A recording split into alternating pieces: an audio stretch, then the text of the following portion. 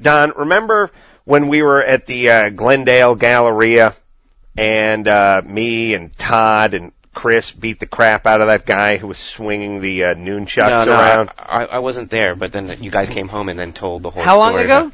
An incredible story. We were like, we were like 20 or something. We just saw a movie at the mall, and we came out into the parking structure, and there was like a hoodlum, like a punk rock guy and his punk rock buddy with like a the chain, spiked hair, and they had this device that like the Warriors. You could probably only get through mail order, which was like 2 foot of chrome chain with two what looked like nunchuck handles on it, except they were solid chrome. And he was swinging the thing.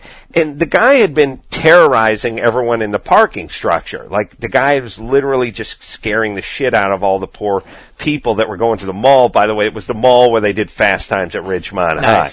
So we went out in the parking lot, and he wasn't really screwing with us. We just kind of saw him screwing with other people. Like, him and his buddy were just standing there, like, looking menacing.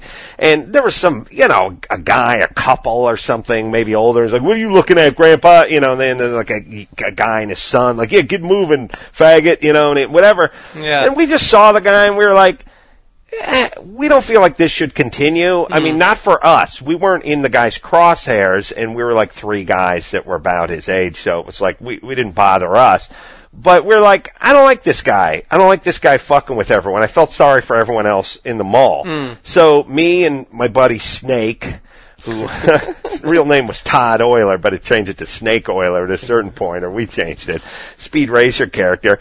And this other guy just went over there and just went, let's shut this guy up and get him out of here because he's terrifying the locals.